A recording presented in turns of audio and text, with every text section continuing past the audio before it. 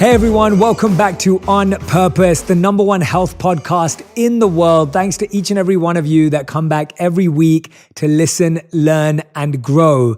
Now, it's not often that I get to sit down with someone whose work I've studied as deeply as our guest today.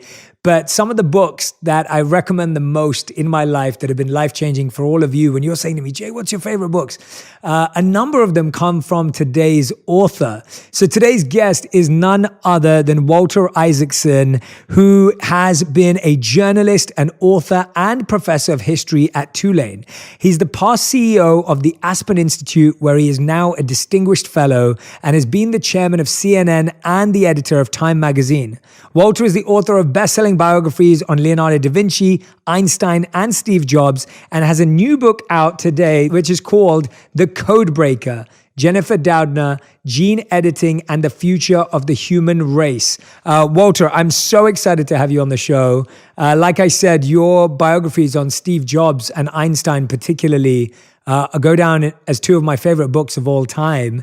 And this one has been the most intriguing read. I was not expecting you to do this, but thank you so much for doing the show. Jay, thank you for all you just said. Yeah, I mean every word. I put the Steve Jobs biography into my top 3 books of all time. Well, that's because of Steve Jobs. I just tried to report, and he's the one who led the interesting life. No, absolutely. But you captured it splendidly and beautifully. But I wanted to start somewhere a bit more wild card, Walter. I wanted to ask you that I've noticed that you have a keen interest in basketball, and you retweet these little basketball videos all the time. When did you fall in love with the sport, and who's your team? Oh, no, I just actually like the New Orleans Pelicans. So I'm very much a New Orleans person, and I'm in mourning about Drew Brees retiring from the Saints. I love Zion and the Pelicans. So I can't really help you as being a brilliant, I'm not going to do the Final Four for you, and I'm not going to do any brackets. Who's been your favorite player of all time? You know, my favorite player in some ways was Bill Bradley for many reasons, including a wonderful book about him that John McPhee wrote, which is about a sense of place. Yeah, no, I asked because we've had some incredible basketball players and athletes on the podcast before. Kobe Bryant and Dennis Rodman were both been on the show. I mean, obviously Michael Jordan, when I was editor of Time, and he was in that it was going to be his last series of games, and they were in the playoffs, and it was a Sunday night game, and Time magazine had to go to press on a Saturday night, but I knew he was going to win. I don't know if you remember that Sunday night.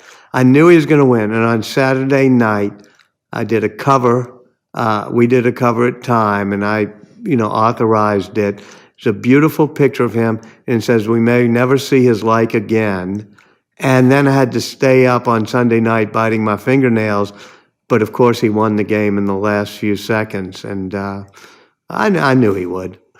That's incredible. That's when you had to predict the news, right? You had to predict the outcome. When you were making decisions in papers. You got it right, but there was plenty of interesting events of fake news then. But I don't go on podcasts and tell you all the times I made mistakes. I'll just tell you the time I got it right with Michael Jordan. I love it, Walter. Well, Walter, like I said before, you've written some incredible biographies, and I can't wait to talk about The Codebreaker today as well.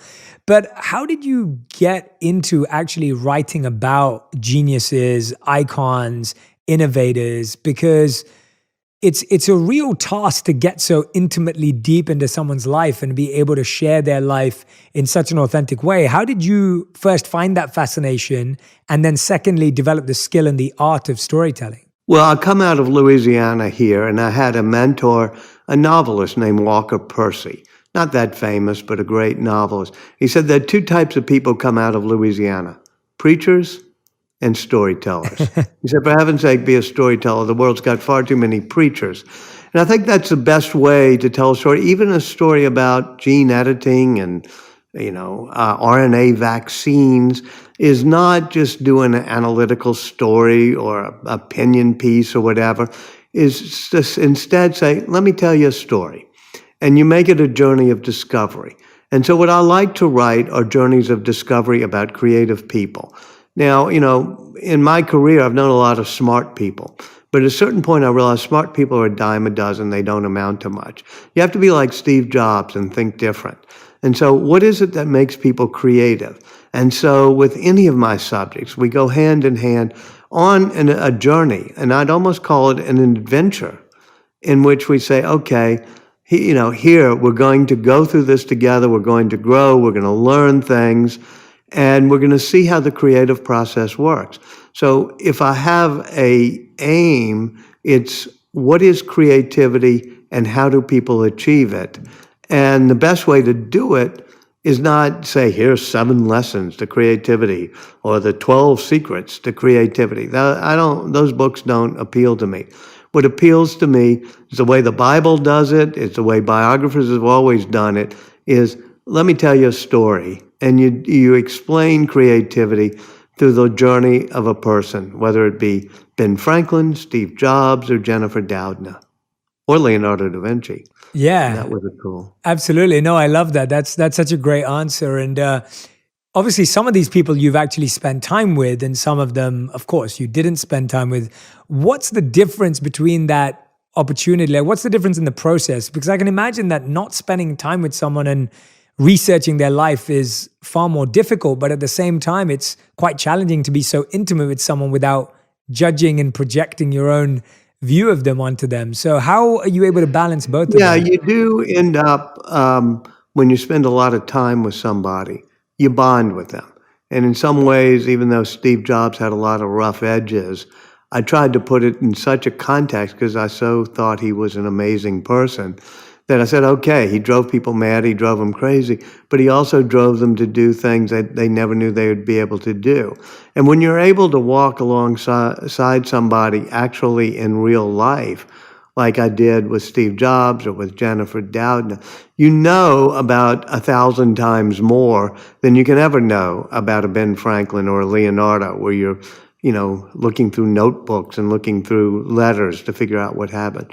I mean, Steve Jobs would spend hours going over his iPod playlist with me and why, 2 different versions of, Glenn Gould's Variations or, Both Sides Now and the Joni Collins and Judy Collins, Joni Mitchell versions, all these things.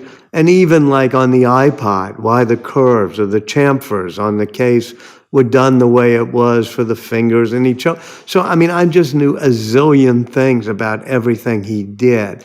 The interesting thing about doing it with Jennifer Doudna is we were doing it in real time. It wasn't like me saying, explain to me, what it was like to start Apple in the garage, or what was Wozniak like when you first met him. When I was doing Jennifer Doudna, things were happening in real time. She had turned her attention, to fighting the COVID epidemic. And I would be with her in her lab, or I'd be on her Slack channels, or I'd be, lurking at her Zoom meetings. And so the book actually, I hope, unfolds as if you're part of a drama that's unfolding for all of us in real time.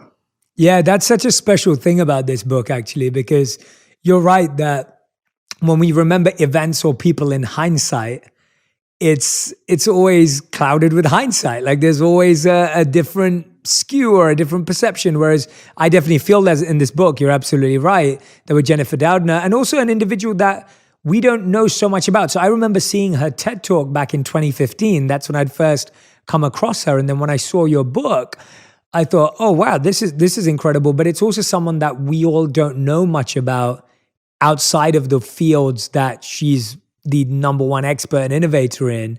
And that's why I felt like it was more of a discovery as well. When did you start working with her, and when did you get fascinated by her work? Well, I got fascinated about 10 years ago with the life sciences because I had done the physics revolution with Einstein, the digital revolution with Steve Jobs, and I realized that the revolution that will affect, the current time, the first half of the 21st century, and our kids will not be the digital revolution, but the life sciences revolution. So as you said, around 2015, she was doing the TED Talk. She also came to the Aspen Institute where I worked. And I realized she would be a very good central character because it was not just about the gene editing technology of CRISPR. It was about the fact that even as a young girl, she had been reading things like the double helix and wanted to become a scientist, but her school counselor says, well, no, girls don't become scientists. And so she pushes on that. And everybody else in the 1990s, it seemed, in the field of biology was chasing DNA in the Human Genome Project.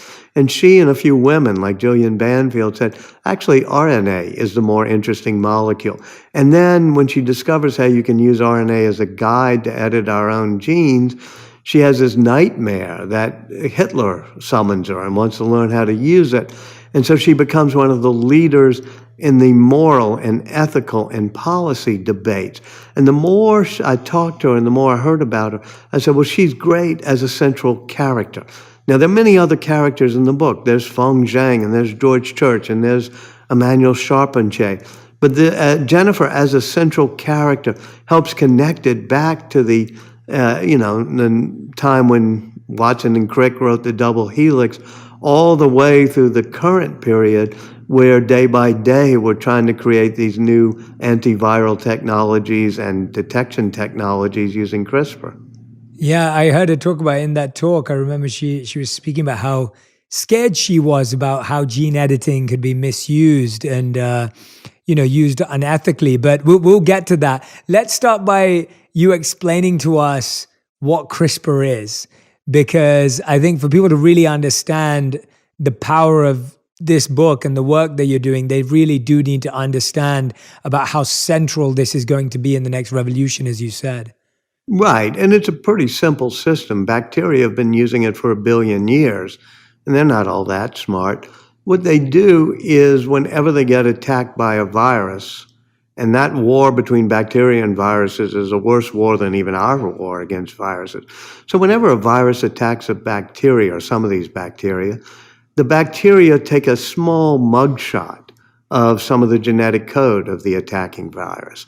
And the bacteria puts it in its own genetic sequence in these clustered repeated sequences known as CRISPRs. And so if they ever have the virus attack them again, they got this mugshot, and they can use a tiny snippet of RNA as a guide to go and use an enzyme to chop up the attacking virus. So in other words, it's an immune system that bacteria have developed and can adapt to each new wave of virus. Well, that's really useful these days when it's happening to us. But what's also useful is that Jennifer Doudna and Emmanuel Charpentier, with their colleagues, figured out, I can take that guide that's moving the enzyme to cut DNA, and I can reprogram it. And I can make it cut DNA wherever I tell it to. And boom, that was an aha moment in the lab, because they said it could be used as a gene editing tool on humans. So when we talk about CRISPR now, we're talking about a pretty simple system that simply has a guide RNA and an enzyme that cuts DNA. And it's a system to edit our DNA, a system to edit our genes. And explain to us how that editing system was used during the pandemic, or is being used right now. Because I think sometimes when you hear about these ideas, you kind of think, oh, that's a sci-fi movie. That's probably something that's going to happen in the future. A lot of people's minds will postpone that being practical, but it's being used right now. It's been used in the last 12 months. Well, it's been used recently to cure genetic diseases such as sickle cell anemia. In my book, there's a wonderful person named Victoria Gray in Mississippi. She's suffered sickle cell her whole life. She had CRISPR used on her blood cells, and she doesn't suffer from sickle cell now. There's a young kid, David Sanchez, 17 years old, loves playing basketball, except for when he doubles over with sickle cell. And they say, okay, we could also edit your reproductive cells so your children will never have sickle cell. In other words, we can make inheritable edits. It'll be passed down throughout the species. A Chinese doctor did that 2 years ago and made inheritable edits on embryos so that the resulting twin girls didn't have the receptor for HIV, the virus that causes AIDS. Now, everybody, including Jennifer Doudna, was upset. We don't want to be making inheritable edits yet. We don't know if it's safe, and we don't know if it's ethical. But now that we're being hit with a virus pandemic, I think people's minds are being open to, well, maybe using genetic edits to make us less susceptible to viruses. Remind me again, what's wrong with that? So we have to keep our minds open. Now, in terms of the coronavirus, CRISPR is also being used more specifically for detection technologies. Both Jennifer Doudna's group and her competitors out in the Broad Institute at MIT and Harvard have produced these small at-home testing kits, which will roll out in the next few months, that can test for any genetic sequence, in our saliva. You just have to spit into a little cartridge. And so you can say, do I have coronavirus? Does my kid have strep throat? Is that cancer recurring? Do I have a bacterial infection? And, my gut microbiome, biome. Should I be eating better yogurt? It also can be used to directly kill viruses. With vaccines, we're using our own immune system and kicking them into gear to fight a virus if we get infected. That's okay, but our immune systems, as we are finding out, are rather tricky, and it would be better just to have antivirals and to use CRISPR the way bacteria do, which is let's just use it to directly chop up any viruses that we target in our system. That's not quite ready yet, but it's working in the lab and will eventually be the better way we fight viruses. What are Jennifer's pros and cons around CRISPR and gene editing? Like, where does she feel it's adding value, and where does she start to feel this is actually, as you said, ethically challenged? This is posing negative usage challenges depending on whose hands this is in. What are the pros and cons that she sees that you were able to observe, and what were you shocked and surprised by, and what were you happy about as you saw this journey unfold? Right, and that's a good way to put it, because it was a journey that unfolded. What Jennifer feels now, just like what I feel now, and I hope what everybody feels now, is a little different than we felt 2 or 3 or 4 years ago.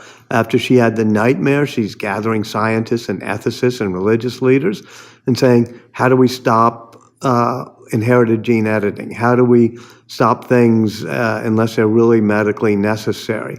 I think, and you'll read in the book, there's no final answer here. This is a journey. So instead of saying, you can't just turn to the last chapter of my book and say, let me see the answer key here to tell me what we should do. I think all of us have to have a feel for this technology, have a feel for our own humanity, for our own children or nephews or nieces and say, all right, how do I feel? And I think our thinking will evolve, as even the pandemic has made it evolve.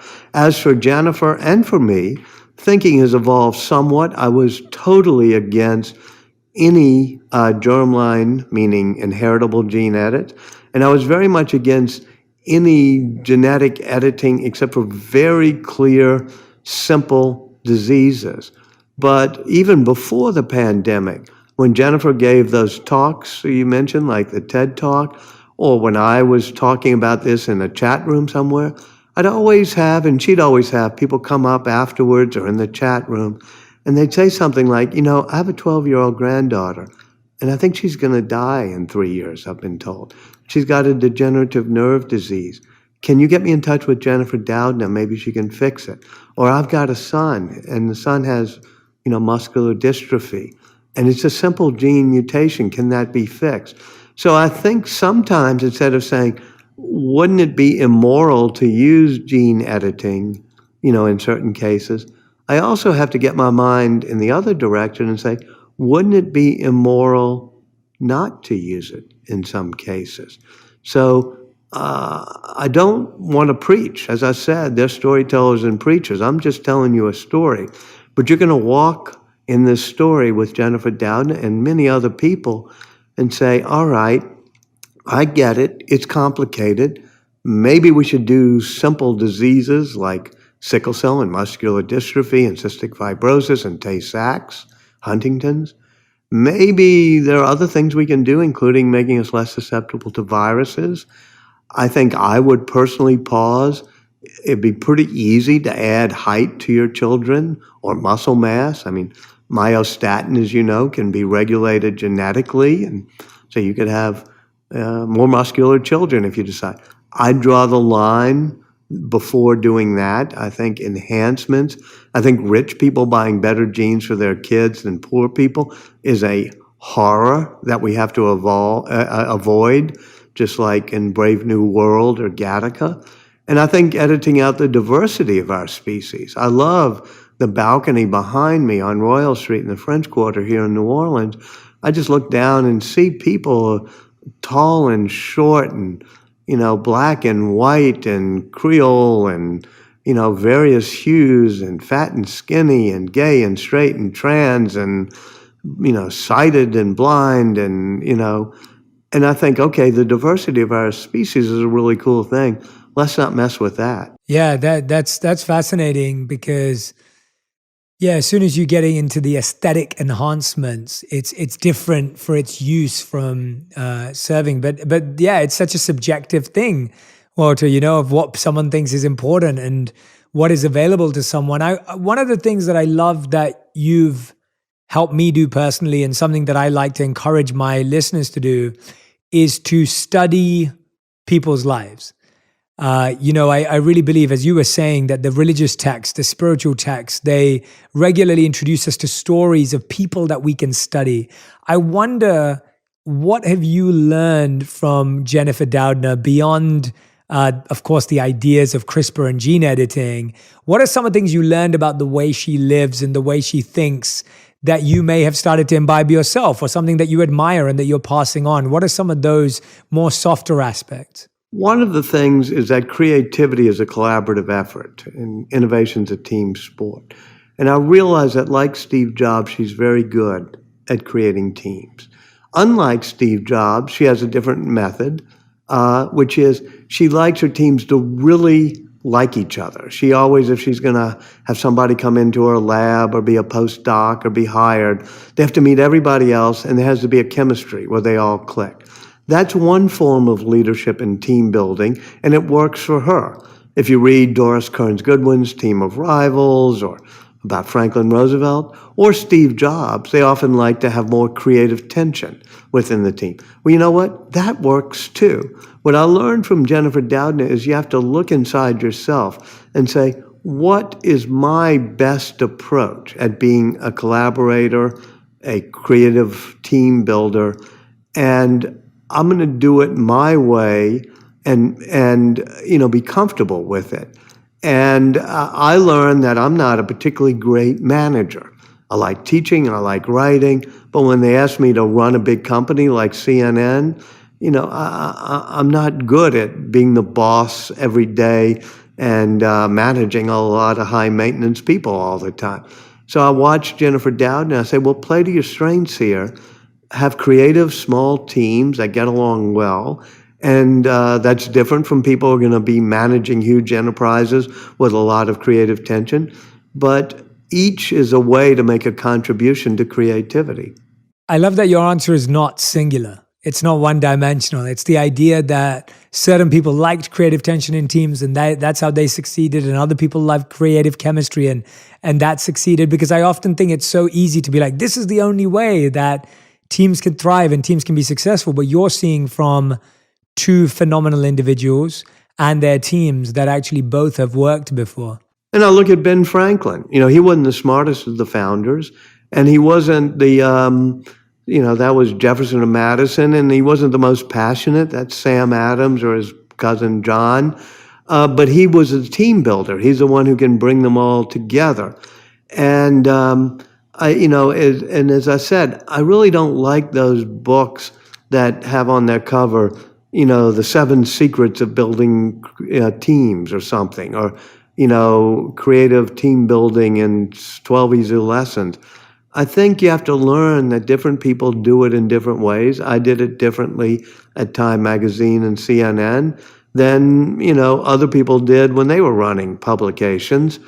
But I learned from Jennifer, make sure you understand what you're most comfortable with and lead with that strength. That seems to be a recurring theme, the idea of repeating strengths or emphasizing or going all in on your strengths seems to be a recurring theme. What was it about Steve Jobs that you think rubbed off on you? What part of that energy or abilities or skills or things you saw, did any of it, if any of it, rub off on you? Well, there were many lessons from the book. I wish more of them had rubbed off on me. I'd love to be more like Steve Jobs, although perhaps kinder and gentler at times. But one of the things that impressed me was his passion for perfection and for the product. When he was a young kid, his dad was building a fence around the backyard of the house, and young Steve was helping with his hammer. And his father said, we have to make the back of the fence just as beautiful as the front. And Steve said, well, it faces these woods and marshland. Nobody will ever see it. Nobody will know. And his father said, well, you will know. And so Steve Jobs, even when it came to the circuit board in the original Macintosh, wanted it to look beautiful, even though he had made the Mac into an appliance that the ordinary user couldn't open. I mean, it didn't have a screw you could open up the back and see the circuit board. But Steve always felt that if you care enough about the beauty of the parts unseen, you're going to have a passion for making a great product. I think far too often people are trying hard to make a profit, or they're trying hard to get a product out the door. They don't pause and say, I could sacrifice a little of the profits and even sacrifice a little of the rush, but I can make it really beautiful. And even in a small way. I mean, that's why I hold my books for a year, longer than I need to, because I just want to go over and over again each thing. But in a small way, for example, the paper quality of the book. I kept pushing the publisher. I want color pictures throughout. I don't want it to be this little insert of things. And I want high quality paper. I learned that with the Leonardo da Vinci book. And so this book, I said, take it out of my royalties. We're going to split the cost of this, but I don't want you to charge more than most books. I want it to be, less than most books, but I want you to use high quality paper, have color pictures throughout, a lot of pictures, because I just want people to feel the book and look at it and say, oh, that's a nice product. Even if they, leaving aside whether I got the words all right, I want the product to look good. I want, as Steve Jobs said, even the parts unseen. Most readers don't know the paper stock and the weight of the paper stock and the count. And I know that from the magazine world, the matting and the coating and stuff. But they sense, even the parts that they can't fully see, they sense, okay, you tried to make it high quality. That's what I did with this book. And yeah, you don't charge more, but you just say it's going to be high quality. Yeah, you definitely feel that. You've done a fantastic job with. Yeah, show the color pictures. I don't know. It's most beautiful. People yeah, no, podcast even inside like this. This is even. Yeah. Even this is stunning. Yeah, even the end pages are supposed to be beautiful. And here are some of the color pictures. I do want people to see it. It's absolutely beautiful to see. The evolution. Remember, half you people are on a podcast. They're going to be looking at this. Yeah, everyone who's listening to this, I am showing pictures of the book, so you have to get the book in order to see the pictures. This one's great. I love this picture. Oh, yeah, her in a lab holding the test tube as a young woman. Yeah, tell me a bit about her when it came to that moment in her life when she was told girls don't become scientists. How does she genuinely remember that moment? Was she someone just completely unaffected by it, or? Oh, no, she was affected by it. And you know what? You'll see in the book, and I hope she'll forgive me for saying so, she still got that streak of insecurity of having been a sixth grader and told, no, you can't do this. And when she's in college, you showed that picture of her holding the test tube at the Pomona College chemistry lab. She thought, well, maybe I can't do it. Maybe I should be a French major. But she persists. And so that's another lesson in this book. And all the way through, we all overcome some obstacles. We all feel like outsiders at times. Maybe there are a few of us who don't have any insecurities, but I've not met any. And so I think we have to know the insecurities instead of ignoring them. Well, I think that's what really helped me when I was reading your work on both Einstein and Steve Jobs, was around the number of failures and rejections and setbacks.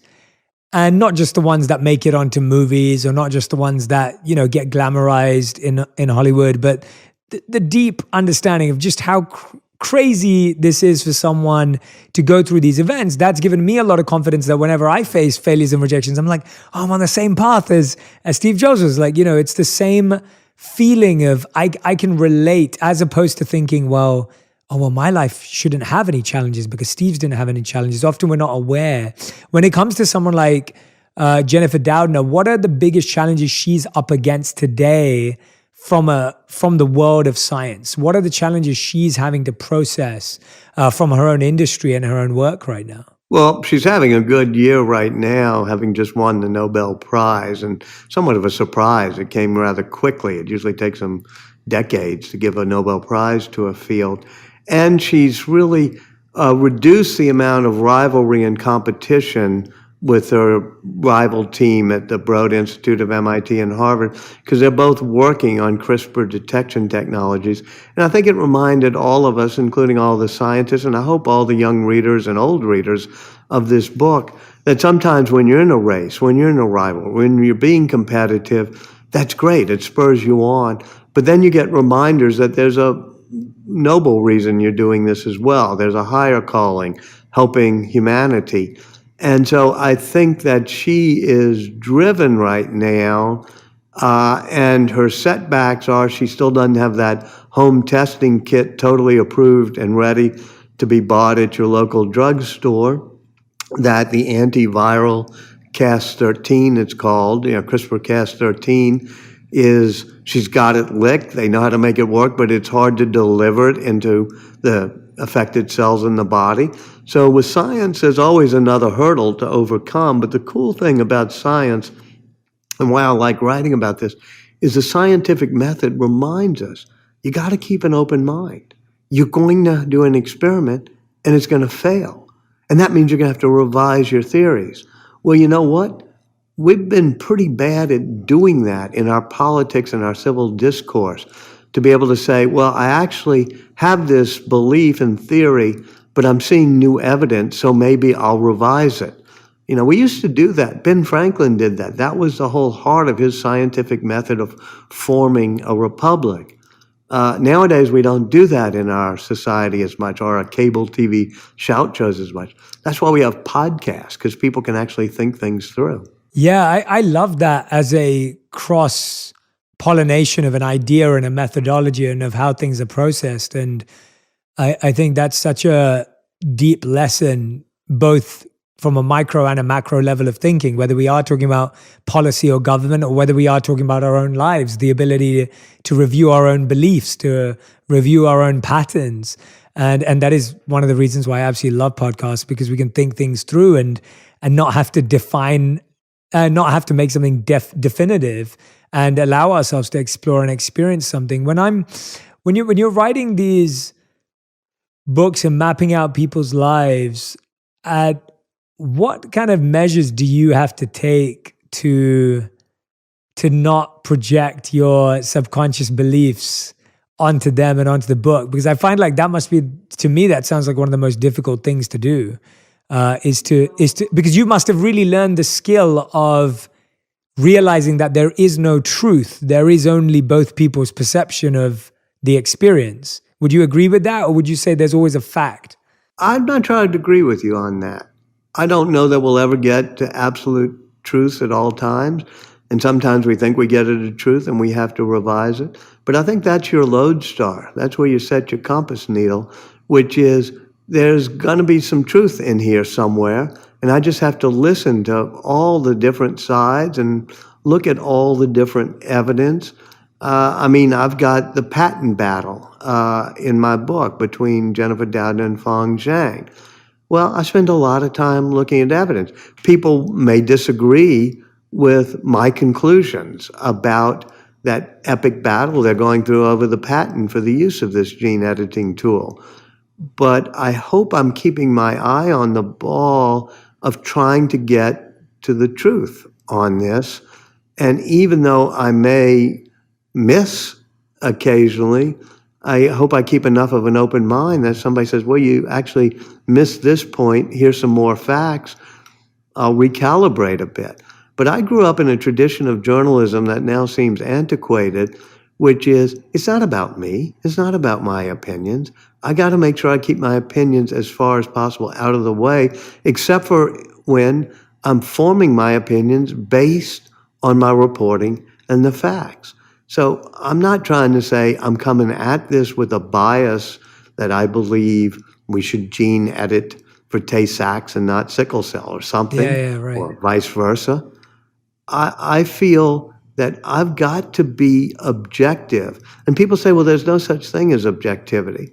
I go, yeah, there are actually things you can test and see what's right and what's wrong.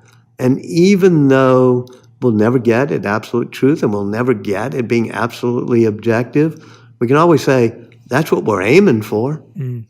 I think that's a really good answer to a difficult area to understand. When it comes to those skills, Walter, what you do a lot of listening in your line of work. When you're listening to people, you're observing people, you're researching. Give us your best tip on listening and being present that people can actually use in their life, because that's a skill that you've obviously honed and developed to work with some of the most incredible people on the planet. How are you listening in such a way that you're truly understanding them? I think that's a skill we all need to learn. I think a skill that I have, if I may be so bold as to claim it, is I'm good at getting people to talk. Whether it's a Jennifer Doudna or a Henry Kissinger or, who I wrote about years and years ago, or Steve Jobs, where I just sit there by his bed when he was ailing, and I can get him to talk. And one secret is just let him talk. You don't have to ask a whole lot of long questions. You can just say, tell me about it.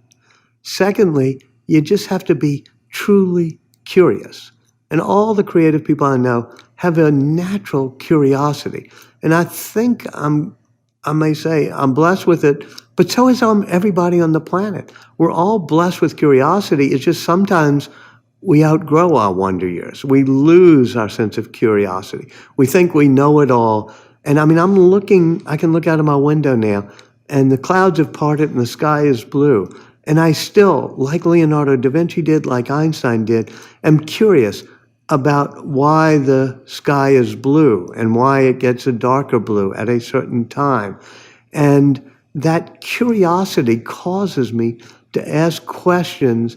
And sometimes when a journalist asks a question, they got a goal in mind. They want to play gotcha. They're asking a question to try to get a piece of news. I try to make sure that every time I ask a question, it's a very simple question, and I'm asking it because I'm actually curious to know the answer. I think that listening and understanding people are two of the hardest things that we do, but they're things that we have to do every single day. And so any tips we can take on that? What about tips on asking questions? You said they're asking simple questions. What's probably the most interesting question you've asked someone? Is it as simple as tell me about it? Or is there something more to that art of questioning that has allowed you to unlock someone's, their deeper essence through questioning? Short and simple. And sometimes I'll ask a question of, why did you do that? And it could be an inventor, it could be a hedge fund manager. Somebody created an algorithm to, beat the market or whatever. I'll say, why? Why'd you do that? And they say, okay, because I can make money this way, because I can do. I say, yeah, but why? Why did you do that? And I like peeling back the onion a bit so that people have to say, well, I hadn't really thought about deeper motivations or whatever. But the only way those questions work is if you're actually genuinely curious. And I was reading recently, just because there was this new movie about Woody Allen. And if you're intrepid, you can go find it on the internet. But when I was at Time magazine, it was when Woody Allen's Sunyi Previn scandal broke or whatever. And so I went, some reason or another, I'm going to get people to talk. He said, come on over, I'll talk to you. And he talked to me for like 2 hours. In the middle of the scandal was all breaking. And at a certain point, I just asked, why did you do that? Come on. And it was like, and he got more and more reflective. He at one point said, the heart wants what it wants. And I just kind of remember that time, because it wasn't that I was so smart about asking the questions. I didn't go in with smart questions. Is when I was looking at him, I really became curious. I really wanted to know, excuse me, what were you thinking? Why'd you do that? The best part about that answer is that it's available to everyone. As you said about curiosity, is the skill is simply being curious, as you rightly pointed out. It's, everyone can ask that question to their friend, their family member, a mentor, an interesting person. We talk a lot about mentors on this podcast and being able to understand the most from our mentors and guides or teachers. And sometimes we think we have to have this phenomenal, mind-blowing question to ask that's going to be earth-shattering. And the truth is you don't. The truth is you just simply want to understand more curiously. And I love that. And I want everyone who's listening and watching to adopt that this week, is to ask someone a simple, short question in their life.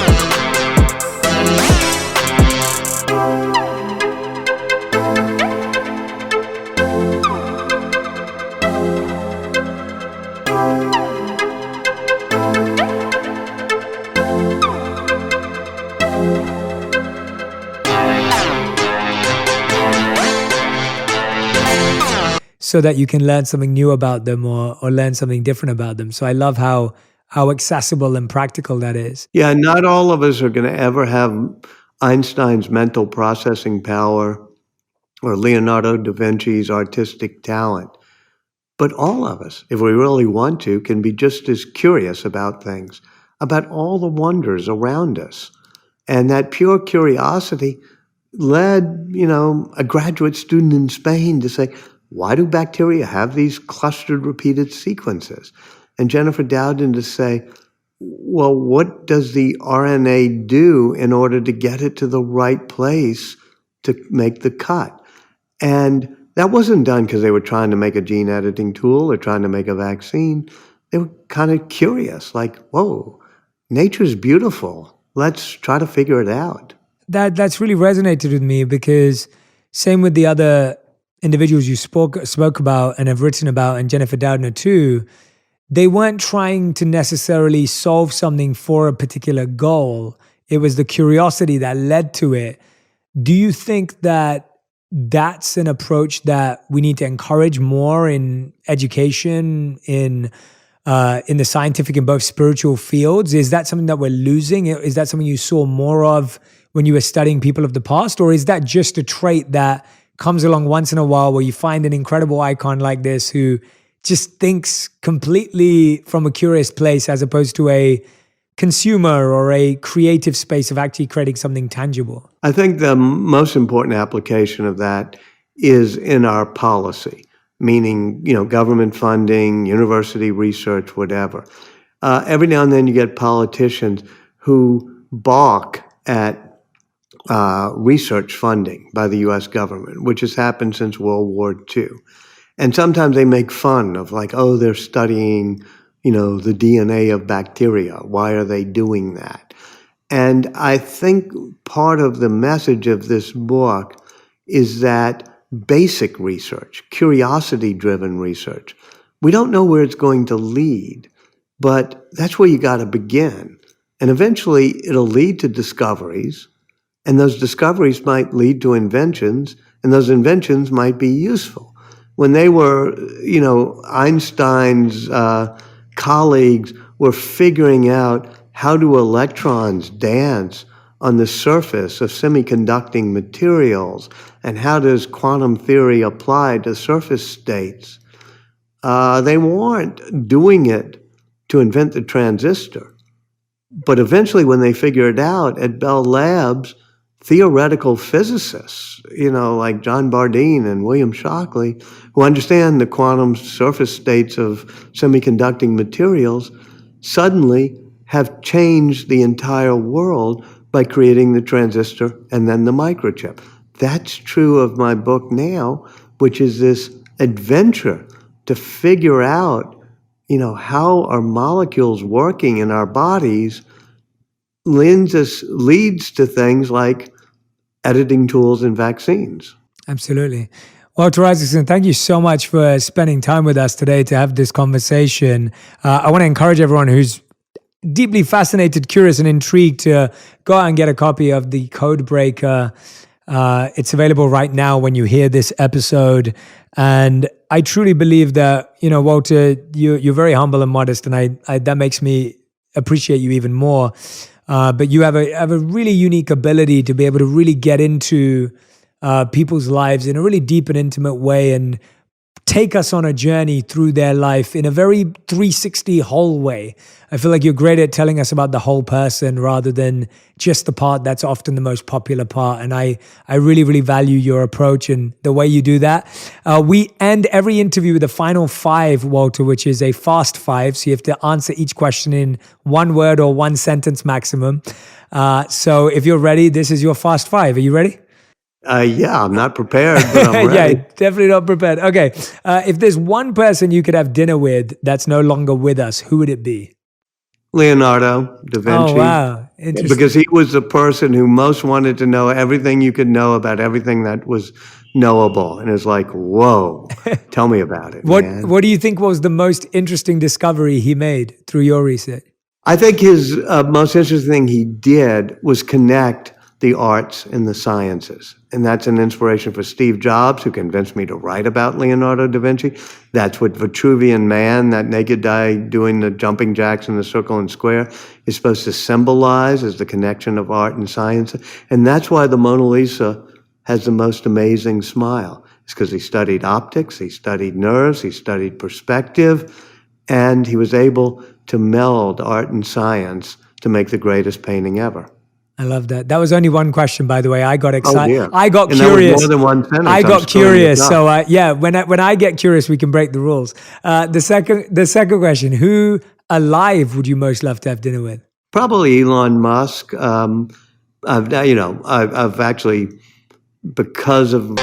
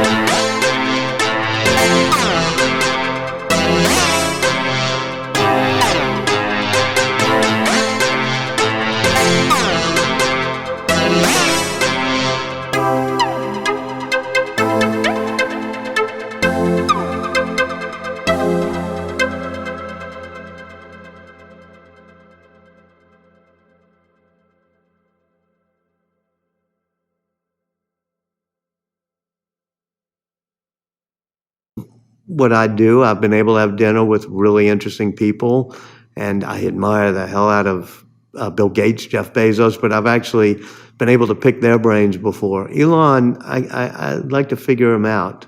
Nice. What would you ask him? What do you think is the most fascinating discovery you'd like to make there, or what are you curious about with him? I would drill down on battery technology, because I often find that truly being curious about something they're curious about is a way to connect. Absolutely. Beautiful. I love that. All right. The third question. We're only on question 3, even though I've asked like 4 questions already. Question number 3 is, what's the biggest thing you learned about yourself in the last 12 months? I can't remember whether Aristotle or Plato said it, but, we're a social animal. And it's really hard for me to be locked down. I was not great during this pandemic. I still went out to dinner with friends outside, socially distanced. but I need to be around other people. I recharge my battery by listening to other people. Beautiful. Question number 4, as a prolific author, what's your favorite book? And if you can't give me one, you can have 3. What are your top 3 favorite reads in your own life and your own journey? The Moviegoer by Walker Percy, because it's about, like any great book, including nonfiction, it's about a person goes on a journey. And we're all on a journey, and that book gets it. And speaking of great journeys, Moby Dick. I think you could pick Huck Finn, but Moby Dick is the same sort of thing. And so is the Odyssey. It's a person goes on a journey, and Moby Dick, it just grabs me because the detail and the curiosity and the passion. And third book,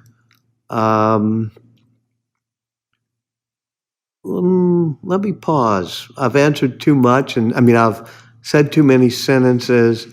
I love a lot of other books. I'm not sure I want to put them in the pantheon with Moby Dick for me. That's fine. That's beautiful. And the 5th and final. Although I did just read recently, James Baldwin I've gotten into, and Tell Me How Long the Train's Been Gone. My dad wanted me to read it before he died. Wow. And I read Eddie Glaude's book on James Baldwin. Wow.